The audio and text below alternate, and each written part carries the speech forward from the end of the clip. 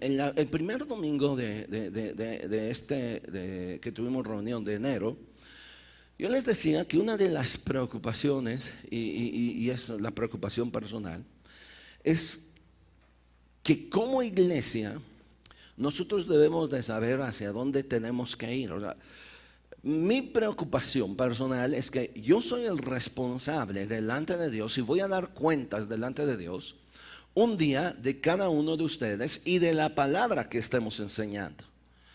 No es nada más ocupar un lugar, dar un mensaje el domingo y se acabó.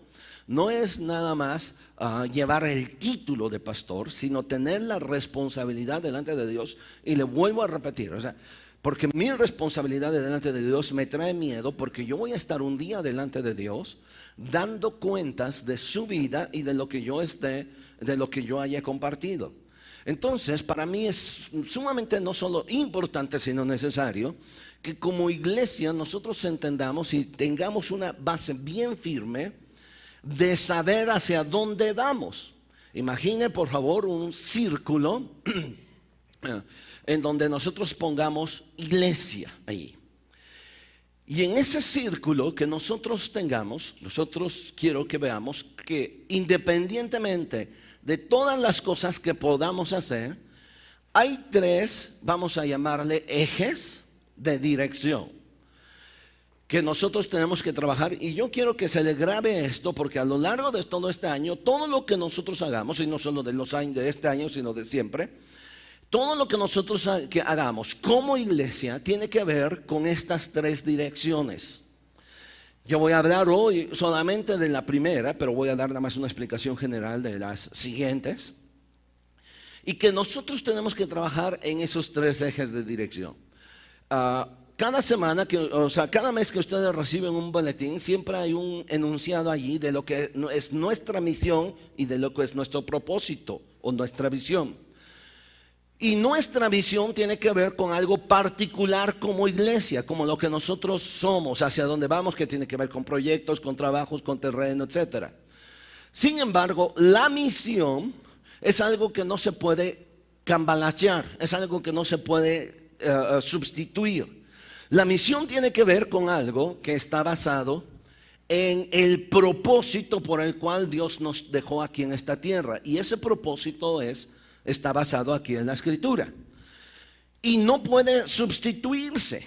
Así que cualquier iglesia, independientemente de muchas otras cosas que tenga que hacer, tiene que tener por lo menos estos tres ejes de dirección. El primero es la palabra, que es muy importante. Este primer eje, llamémosle así, o sea, el eje es el que de allí no podemos nosotros separarnos. Podemos irnos hacia derecha, izquierda, pero no podemos irnos hacia otro lado, sino lo que nos va a centrar va a ser la palabra. Yo les decía hace rato la urgente necesidad de que nuestros niños también reciban palabra.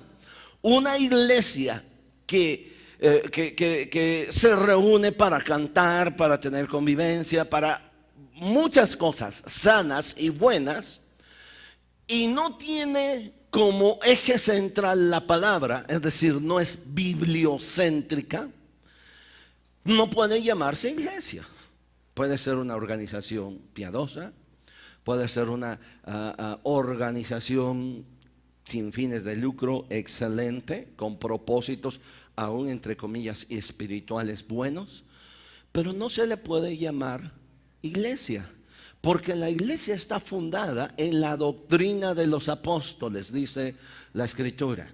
Así que la doctrina de los apóstoles es esta, la palabra de Dios. Y usted y yo, quiero que me entienda, usted tiene que tener un celo muy fuerte por la palabra de Dios. Gracias a Dios por su vida, gracias porque usted está aquí. Sin embargo, si por alguna razón Dios le mueve de trabajo, le cambia de dirección, lo manda a Tumbuctú y usted tiene que buscar una iglesia, lo que menos le tiene que preocupar es si está cerca o está lejos. Lo que menos le tiene que preocupar o lo que menos o lo que no tiene que preguntar es si tiene ministerio de niños, si tiene alabanza, si tiene todo lo que tiene X iglesia. Lo que más le tiene que preocupar a usted, si esa iglesia es sana en su enseñanza bíblica. El gran problema que existe hoy en día es que mucha gente, cuando cambia de residencia, lo primero que busca es una iglesia que le quede cerca.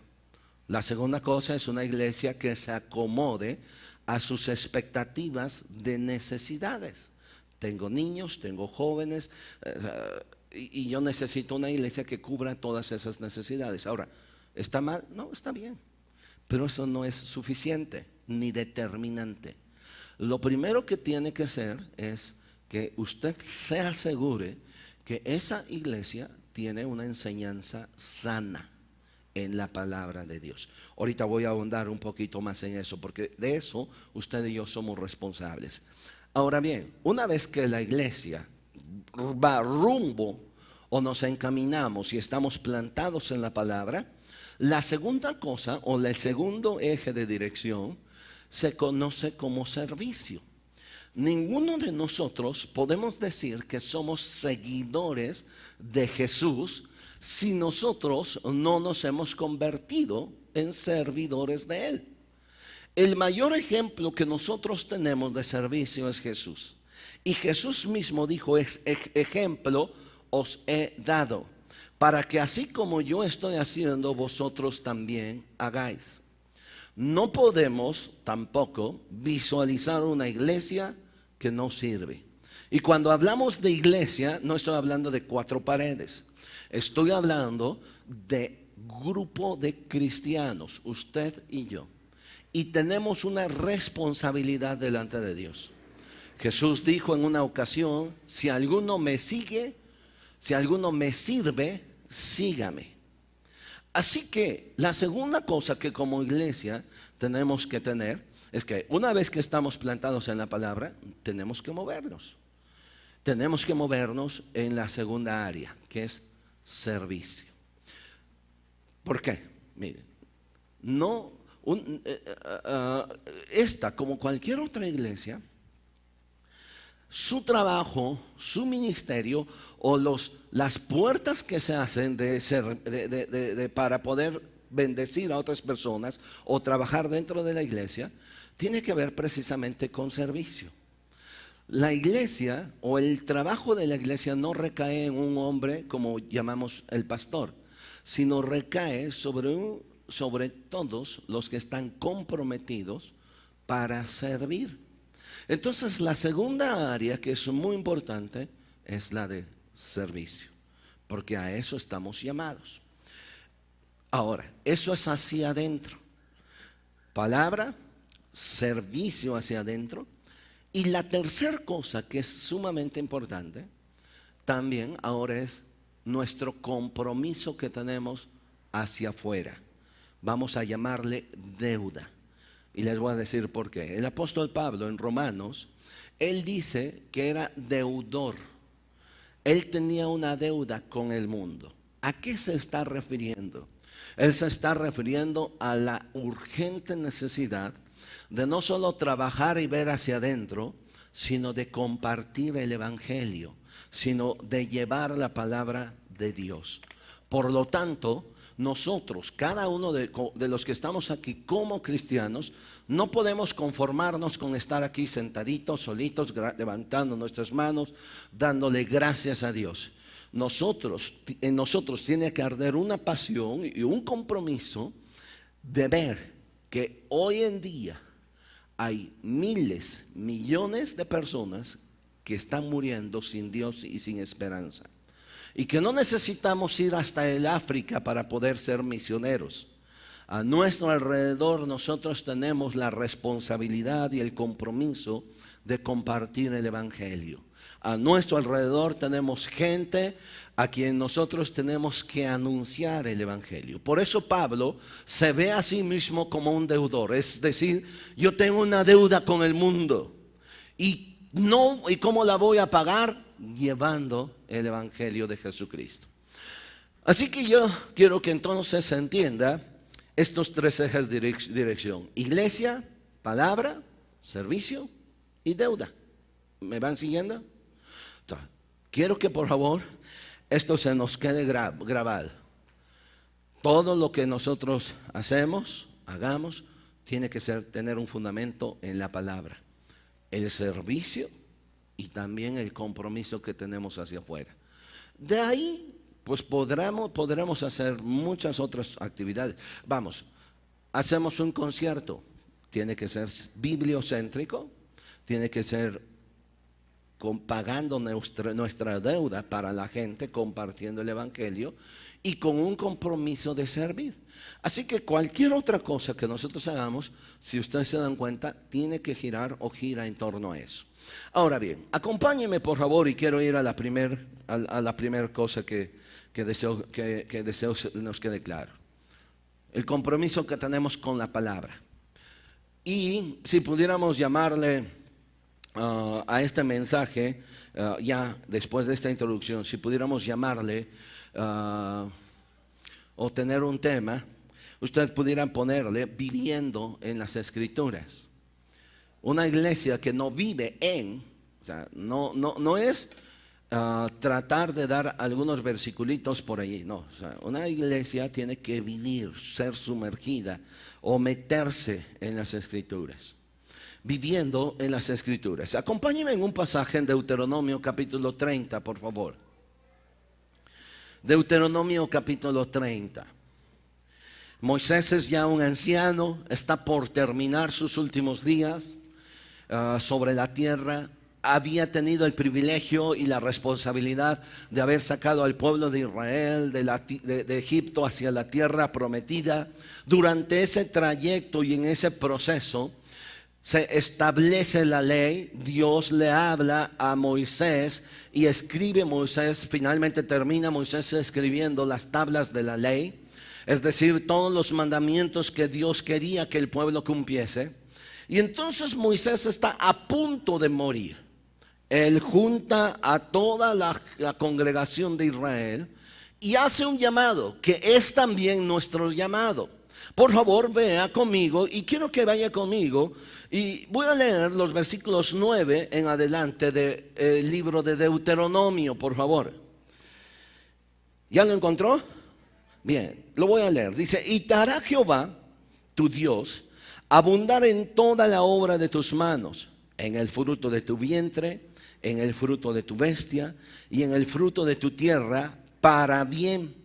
Porque Jehová volverá a gozarse sobre ti para bien, de la manera que se gozó sobre tus padres. Ahora, esta es una promesa muy hermosa, pero no podemos nosotros sacar las promesas fuera de su contexto. Sáquela esta y entonces no significará más que éxito, nada más. Pero aquí el corazón de Dios dice: y te hará Jehová sobreabundar en bondad, te irá bien, te bendecirá en la casa. Todo lo que está diciendo aquí. Ahora, cuando, observe por favor, dice: cuando ¿qué? Obedecieres a la voz de Jehová tu Dios, para guardar sus mandamientos. Y si usted tiene por allí y acostumbra a subrayar algunas palabras claves, por favor subraye la primera: obedecer; la segunda, guardar. Dice: cuando obedecieres la voz de Jehová tu Dios, para guardar sus mandamientos y sus estatutos escritos en este libro de la ley, cuando te convirtieres a Jehová tu Dios con todo tu corazón y con toda tu alma. Porque este mandamiento, a la palabra que se está refiriendo aquí, dice que yo te ordeno hoy. ¿Qué dice? No es demasiado difícil para ti, ni está lejos. Mire, cuando Dios nos pide algo que nosotros hagamos, Él sabe que lo podemos hacer. Él nunca le va a pedir a usted. Si usted cree que de repente los mandamientos de Dios son tan pesados que solo lo puede cumplir cierta gente, está equivocado. Dios dijo: porque este mandamiento que yo te ordeno hoy no es demasiado difícil para ti, ni tampoco está lejos. no está en el cielo para que tú digas, ¿quién subirá por nosotros al cielo y nos lo traerá y nos lo hará oír para que lo cumplamos? Ni está al otro lado del mar para que tú digas, ¿quién pasará por nosotros al mar para que nos los traiga y nos los haga oír a fin de que la cumplamos? Versículo 14. Porque muy cerca de ti está la palabra en tu boca y en tu corazón para que la cumplas. Mira, yo he puesto delante de ti hoy la vida y el bien, la muerte y el mal.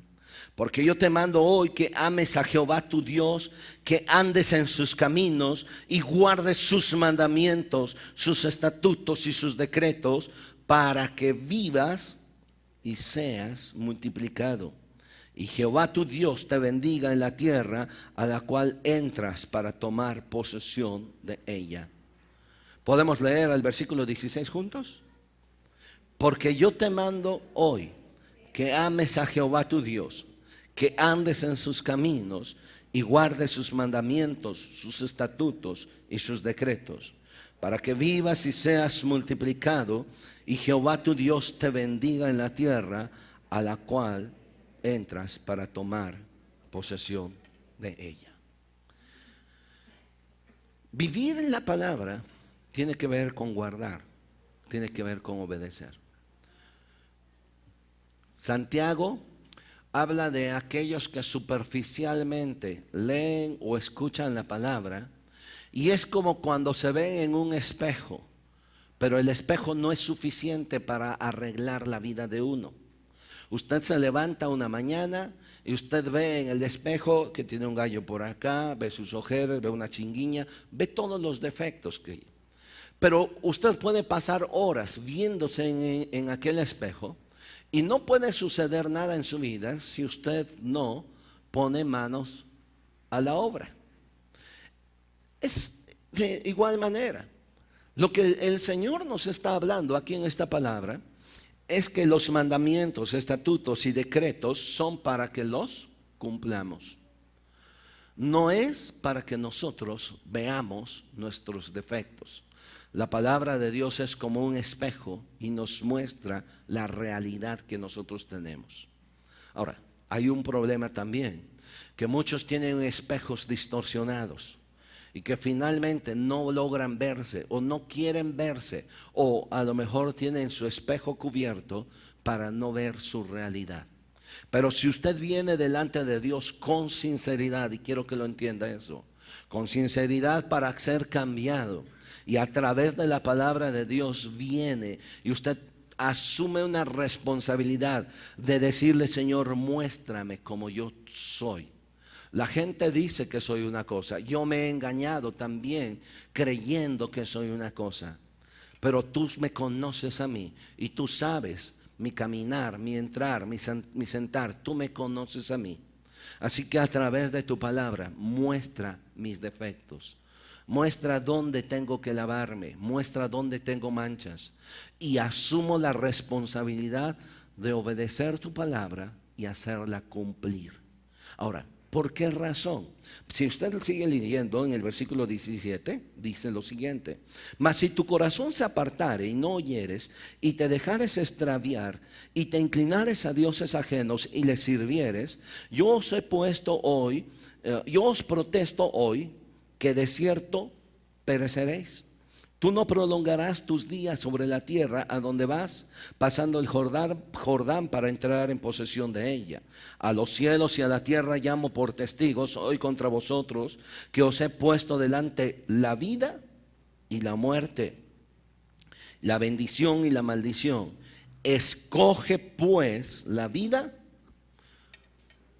para que te vaya bien a ti y a tu descendencia. Así de sencillo. Vivir en la palabra tiene que ver con un compromiso. Vivir en la palabra tiene que ver con un compromiso suyo. Y cuando usted escucha la palabra, Dios nos confronta y nos pone la vida y la muerte, la bendición y la maldición. ¿Quién es el responsable de tomar una u otra?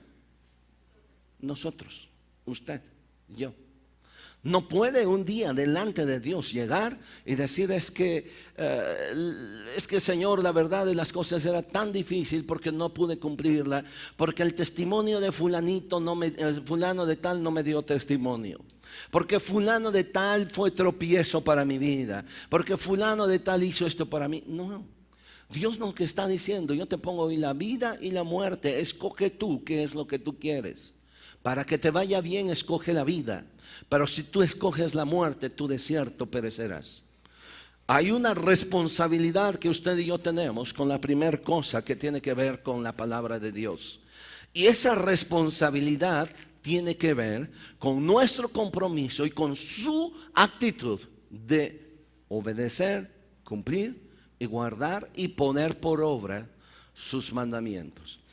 Quiero que me acompañe, por favor, a algún ejemplo. ¿Qué pasa cuando la palabra de Dios escasea? Hay un pasaje muy interesante en el primer libro de Samuel, en el capítulo 3, por favor.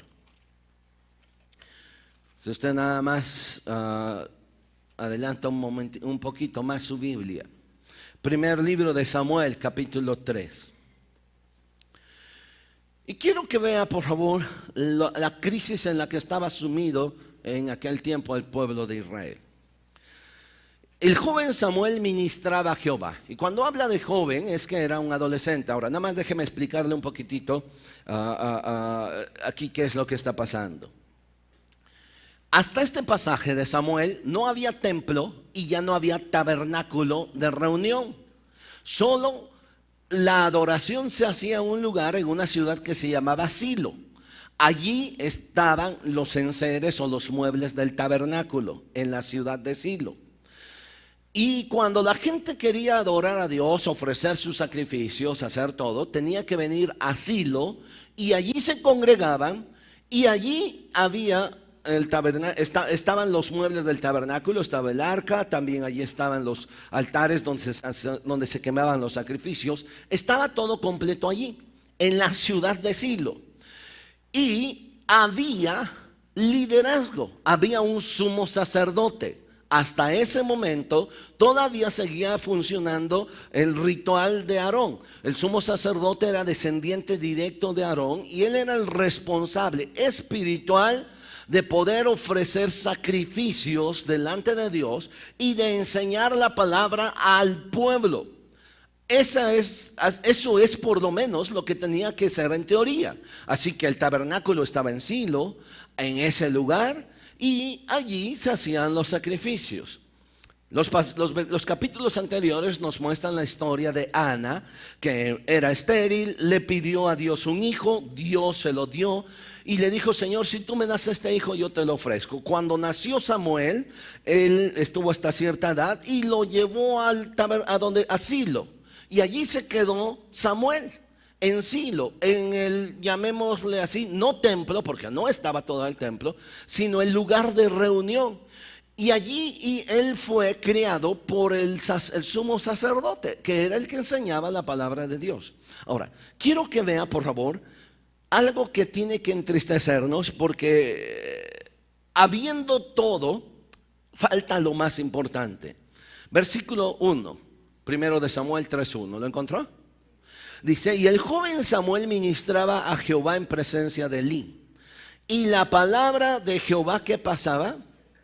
Escaseaba en aquellos días. No había visión con frecuencia. Ahora, quiero que vean lo crítico. Había un lugar de adoración, había un lugar de reunión, estaban los muebles del tabernáculo, había un líder espiritual. Y a pesar de que había todo eso, ¿qué es lo que estaba faltando? Palabra. Y esto se repite hoy en día en nuestra sociedad del siglo XXI, lo que nosotros estamos viviendo. Usted puede encontrar en cualquier lugar cientos de iglesias, y espero no tratar de agredir, pero es una realidad. Pero usted puede sentarse y llegar y escuchar una gran disertación donde no hay palabra de Dios. No sé si me explico. Puede llegar y encontrar un gran show de alabanza, pero finalmente no hay palabra de Dios. Esta semana estuvimos, yo vengo así medio decepcionado, en un congreso. Y la verdad de las cosas, le voy a decir, yo creí que era mi percepción. Oradores de talla internacional, entre comillas, que por lo menos en el papel se veía que tenía mucho que compartir. Pero diciendo nada. Y yo me quedé así frustrado. Y yo pensé que era mi percepción. Yo no comenté nada. Y estando sentado en una mesa, vino una persona, no habló conmigo, yo nada más oí.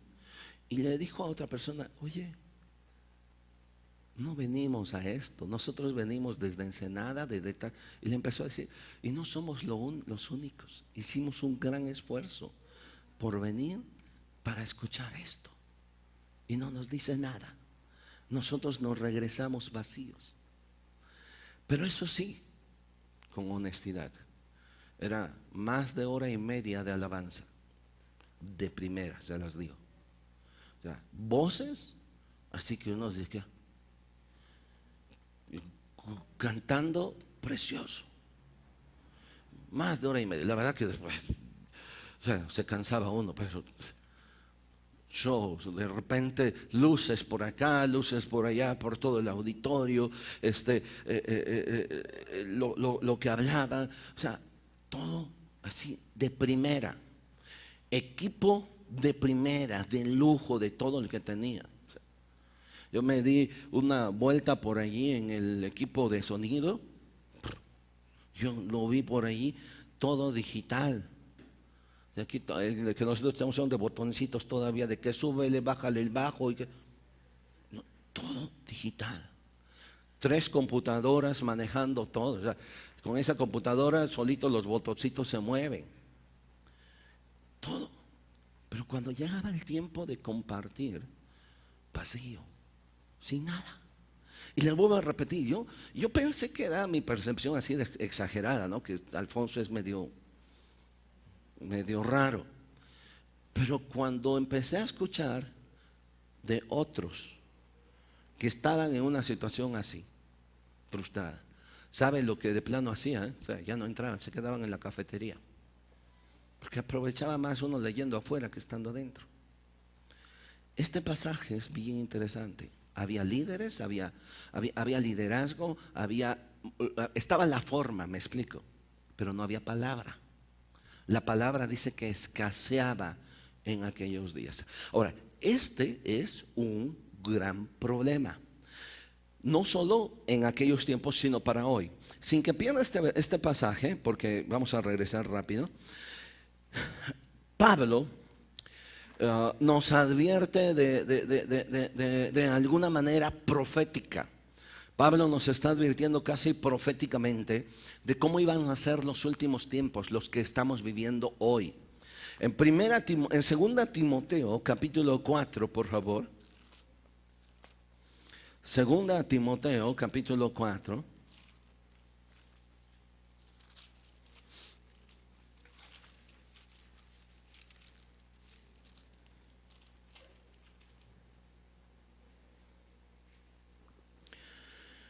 Versículo 3.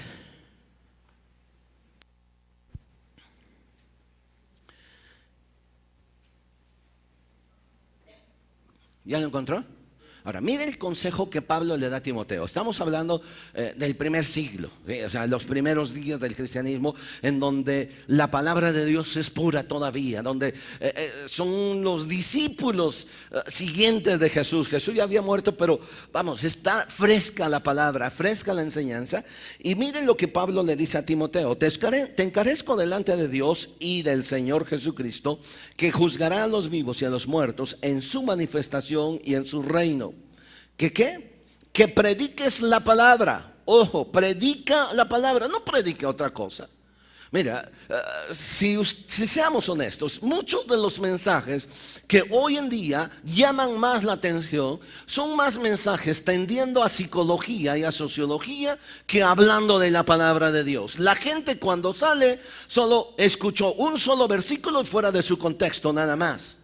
Pablo le dice a Timoteo, mira, tú estás allí en ese lugar para que hagas una cosa. ¿Para qué? Predica. Y predica la palabra, no otra cosa. Que prediques la palabra, que instes a tiempo, fuera de tiempo, redarguye, reprende, exhorta con toda paciencia y doctrina. ¿Por qué? Porque vendrá tiempo cuando no sufrirán la sana doctrina, sino que teniendo comezón de oír, se amontonarán maestros conforme a sus propias concupiscencias. Ahora, se los voy a leer cómo es lo que dice ese versículo, porque como que de repente dice, porque sufrirán la sana doctrina. Lo que está diciendo, llegará el día en que la gente no querrá escuchar la buena enseñanza. Al contrario, querrá oír enseñanzas diferentes y por eso buscará maestros que le digan lo que quieren oír. Eso es lo que dice este versículo. Porque vendrá tiempo cuando no sufrirán la sana doctrina. Es decir, vendrá tiempo en que la gente no va a querer escuchar una buena enseñanza, una buena doctrina, sino que teniendo comezón, necesidad de oír, dice, se amontonarán maestros conforme a sus propias concupiscencias. Luego dice el versículo 4. Y apartarán de la verdad y el oído y se volverán a las fábulas.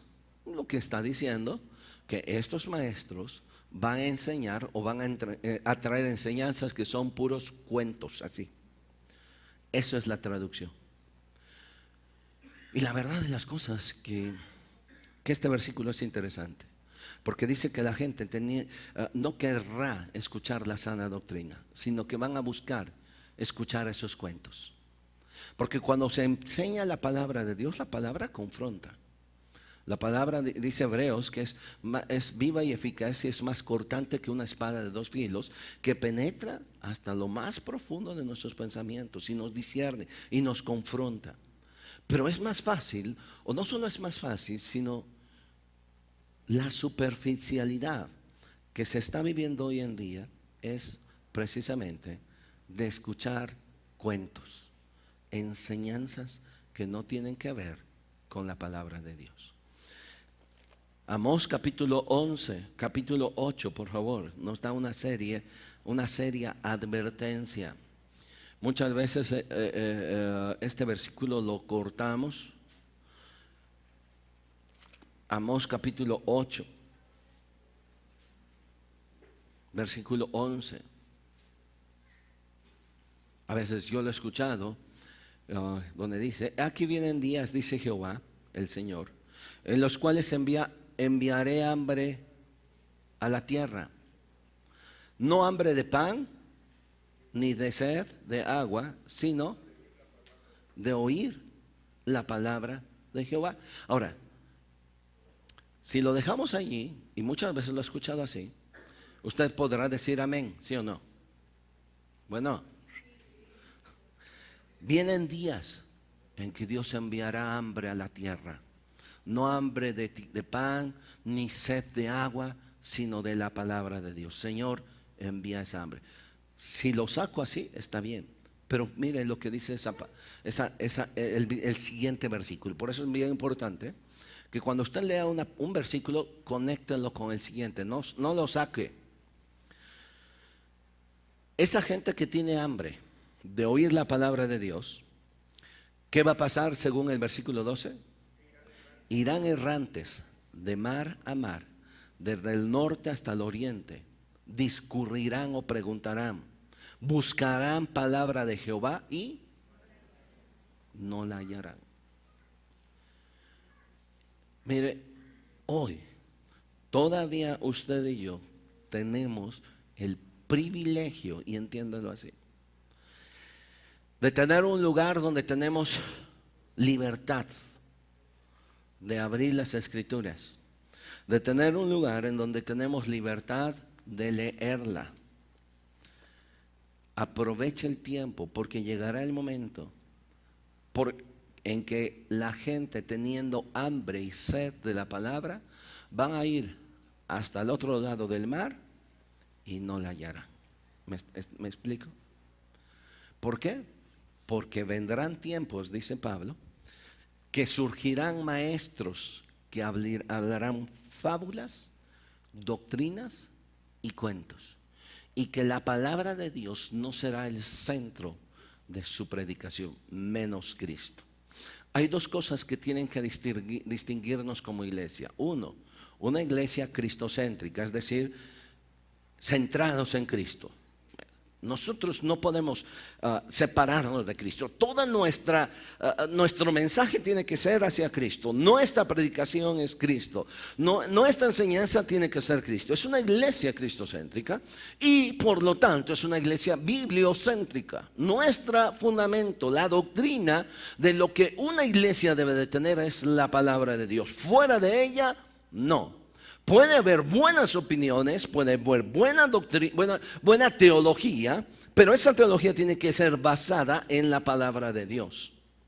Así que es sumamente importante que usted y yo entendamos lo siguiente, que la primera cosa que como iglesia a usted y yo nos tiene que preocupar es esta, palabra de Dios.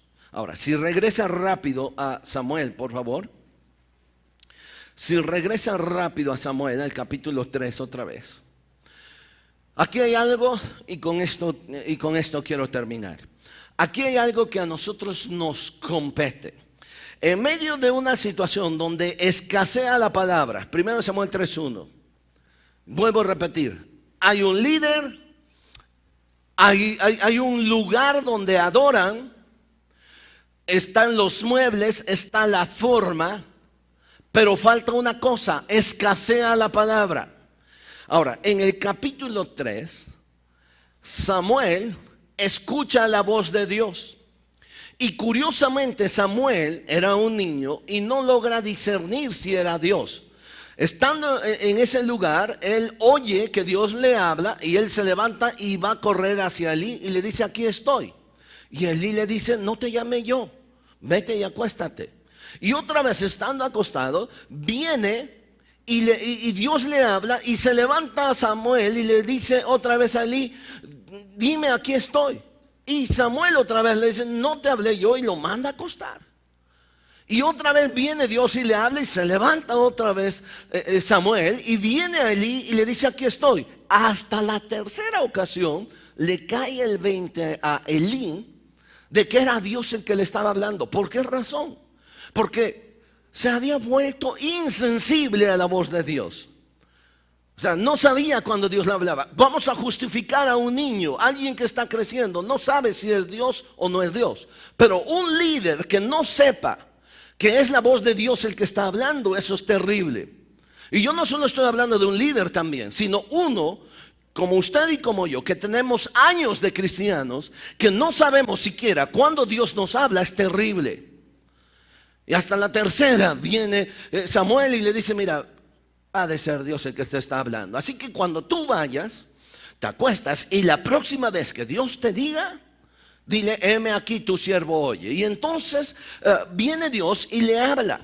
Y cuando le habla, en ese momento se levanta y empieza Dios a hablarle, y empieza Dios a hablar con Samuel y le empieza a dar una profecía diciéndole lo que él iba a hacer por la dureza del corazón de ese líder, de todo el pueblo y de sus hijos, por el pecado que estaban viviendo. Ahora, me interesa y termino con el versículo 19. ¿Cómo se cierra este versículo? O bueno, ¿cómo se cierra esta historia? Y Samuel creció y Jehová estaba con él. Ahora, ¿qué dice? Y no dejó caer a tierra ninguna de sus palabras. ¿Por qué razón? Porque escasea.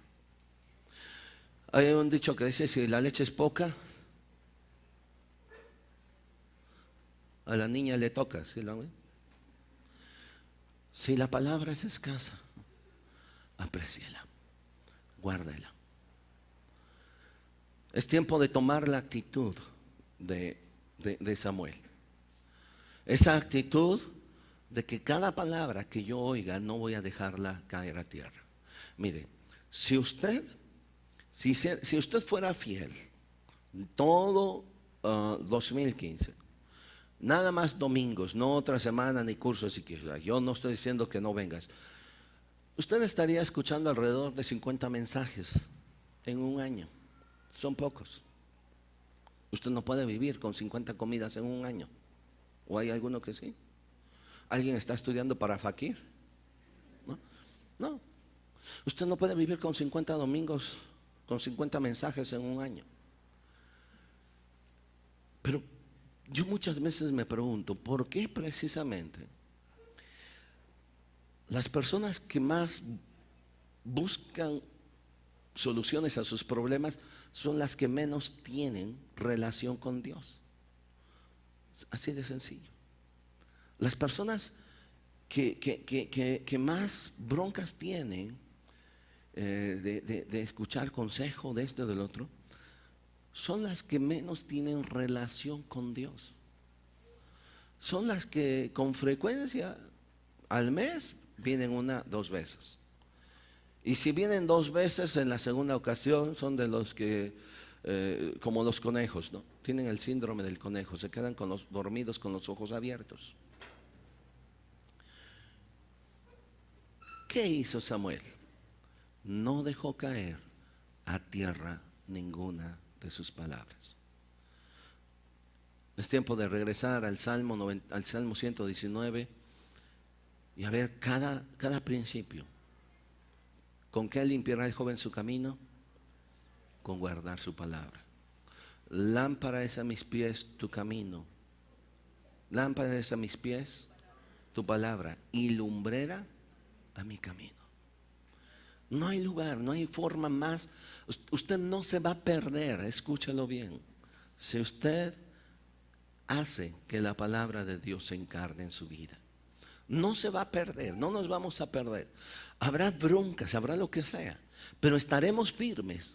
Porque Jesús relató al final de las bienaventuranzas, aquel hombre que escucha y hace la palabra, es como aquel hombre que edificó su casa sobre la roca. Vinieron fuertes vientos y tempestades y su casa no se cayó.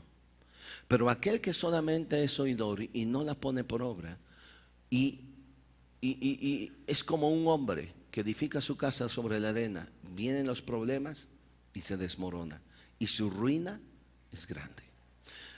Pongámonos en pie, por favor, un momento.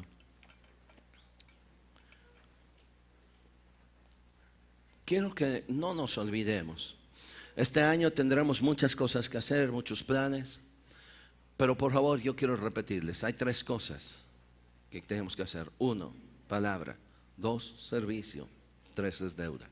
Hoy en esta mañana vimos el compromiso que tenemos con la palabra. Quiero que usted haga un compromiso de no dejar caer a tierra ninguna de sus palabras. Quiero invitarla a que no se conforme nada más con 50 mensajes los domingos aquí nada más, de 20, 25, 30 minutos. Hay libros que le puedan ayudar. Busque el TCD, por favor, para que diariamente tome usted un tiempo para usted, para edificarse, para comer.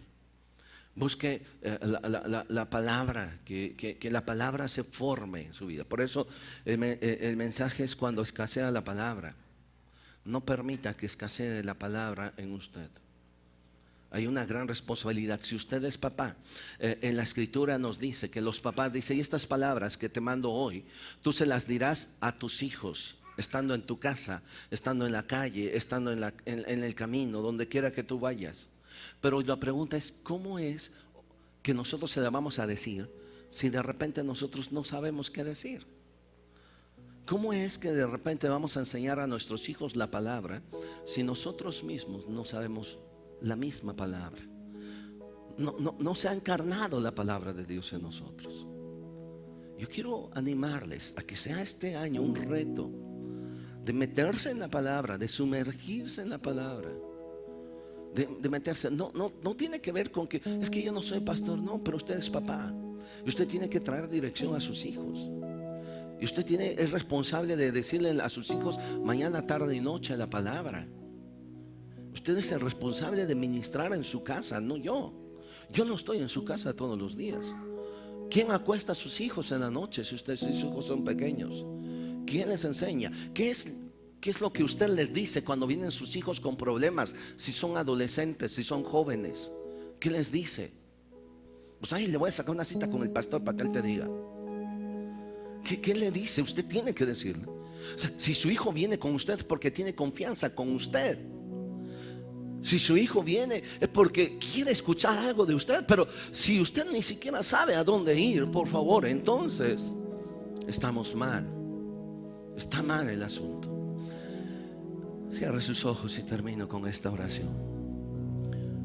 Es un reto el que tenemos por delante. Palabra.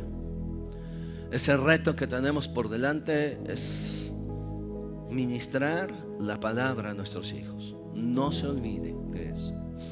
Padre, quiero poner en tus manos este tiempo, la vida de cada servidor, de cada maestro, de cada congregante de aquí, Señor.